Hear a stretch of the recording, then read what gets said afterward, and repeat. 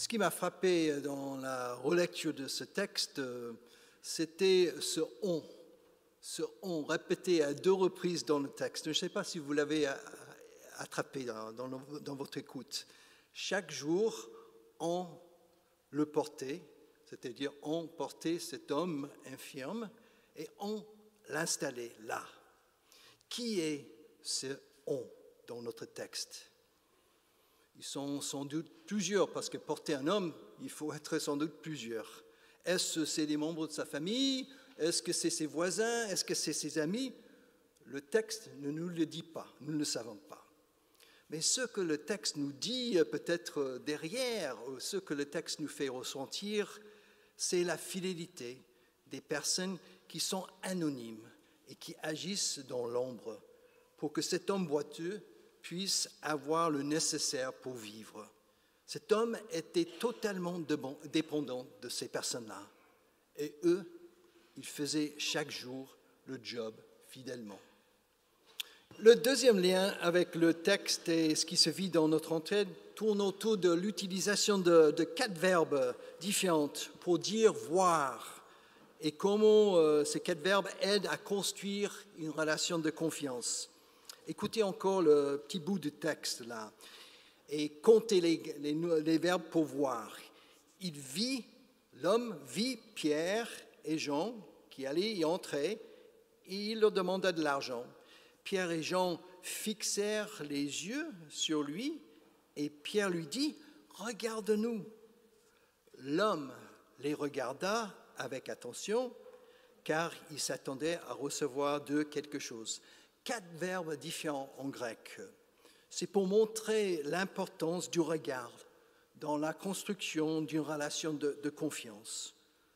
En regardant justement le récit de plus près, nous pouvons avoir l'impression que cet homme boiteux fait un peu machinalement son speech pour recevoir de l'argent de Pierre et de Jean et des passants, comme nous pouvons expérimenter parfois dans le métro.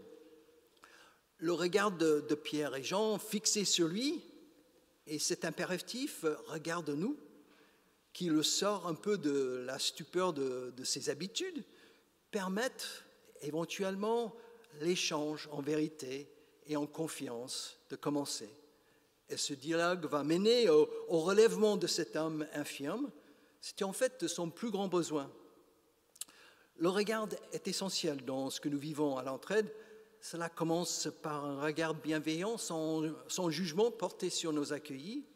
Cela continue avec un regard muni d'une écoute attentive pour laisser parler nos accueillis, pour qu'ils formulent eux-mêmes leurs besoins.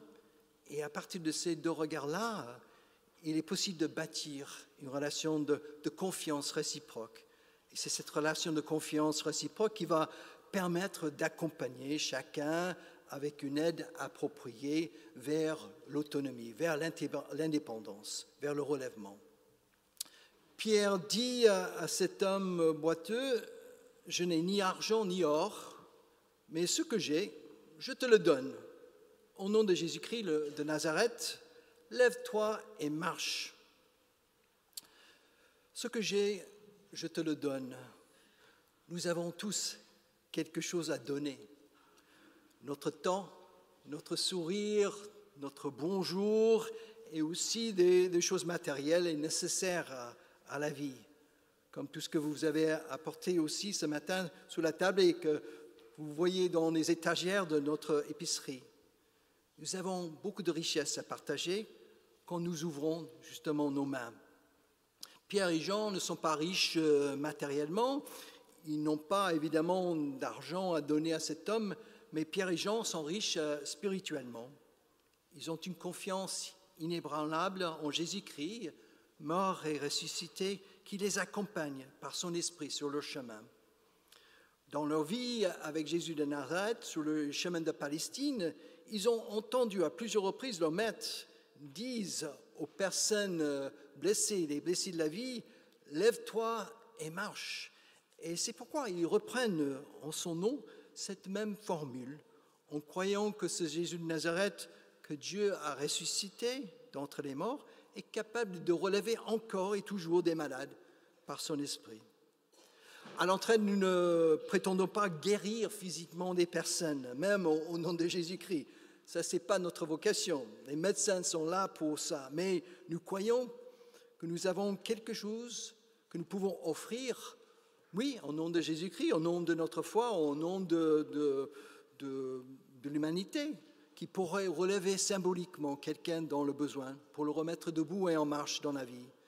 Ce quelque chose est souvent simplement une main tendue, avec quelque chose qui correspond à un besoin. Cette main tendue, c'est de Pierre dans notre texte, et ce qui a déclenché le relèvement de cet homme boiteux. Le texte dit, il le prit par la main droite et il le releva. Cette expression en grec, il le releva, est une expression cachée qui renvoie à la résurrection du Christ. C'est l'un des verbes qui est utilisé pour parler de la résurrection du Christ. Les auteurs de ce texte voulaient nous dire que cet homme vit lui aussi une vraie résurrection. Il est debout et en marche, comme le Christ qui est sorti du tombeau le matin de Pâques. Il y a un autre détail important dans ce texte. Ce détail nous parle de sa réintégration dans le tissu social et le religieux de son temps. Cet homme n'avait pas le droit de passer par cette belle porte pour aller prier avec ses compatriotes. Pourquoi ? Parce qu'il était boiteux, il était malade, il était considéré comme impur et ne devait jamais franchir cette porte, et s'il le faisait, il risquait la mort. Que fait-il, étant guéri de son mal ? Il entre par cette porte avec Pierre et Jean pour la première fois de sa vie pour participer au temps de prière avec ses compatriotes. Il est non seulement remis debout et en marche, ressuscité, mais il est aussi réintégré dans la société religieuse qui le rejetait d'ailleurs. Ce texte met très habilement en scène l'objectif que nous visons tous, toujours, dans toutes les démarches d'accompagnement de personnes dans le besoin, dans notre entraide. Avec une main tendue, les hommes et les femmes remis debout et en marche dans la vie, autonomes et intégrés dans le tissu social. Comme vous l'avez entendu dans la continuation de ce récit, Pierre donne le sens du relèvement de cet homme boiteux pour qu'il n'y ait pas de malentendus parmi ses compatriotes. Ce n'est pas parce que Pierre et Jean sont exceptionnels au niveau de leur foi ou de leur piété. Ce n'est pas non plus pour leur propre gloire qu'ils ont fait cela. Ils veulent que tout le monde comprenne que c'est la même puissance de Dieu qui avait relevé Jésus d'entre les morts, qui a remis debout et en marche cet homme infirme. Toute la gloire revient donc à Dieu seul. Et Pierre et Jean sont de simples serviteurs à la disposition de la grâce de Dieu dans la vie de leurs semblables. C'est important de dire, pour terminer notre parcours ce matin, dans ce livre des Actes, à partir de ce récit, que nous ne sommes pas là pour donner gloire à notre entraide.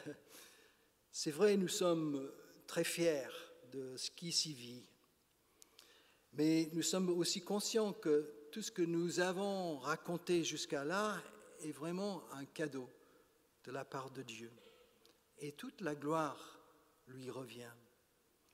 Notre entraide, comme vous le savez, est composée d'hommes et de femmes ordinaires et imparfaites qui donnent de leur temps, de leur énergie, de leur créativité. Ils le font gratuitement avec ce qu'ils sont, avec leur personne, avec leurs qualités et leurs défauts. Ils le font pour servir leurs prochains parce qu'ils croient que c'est important de le faire dans ce cadre-là. Certains le font à partir de leurs convictions en tant que chrétiens, et d'autres le font à partir de leurs convictions juste d'être humains. Et personne ne cherche sa propre gloire. Mais tous croient, c'est peut-être ça le dénominateur commun, tous croient à l'action modeste et collective pour aider les autres, pour accompagner les autres dans leur relèvement. Comme vous avez vu, notre récit se termine dans la joie. Et l'homme boiteux, guéri, saute de joie et loue son Dieu il est debout et en marche et il est guéri dans tout son être et il est réintégré dans le tissu social.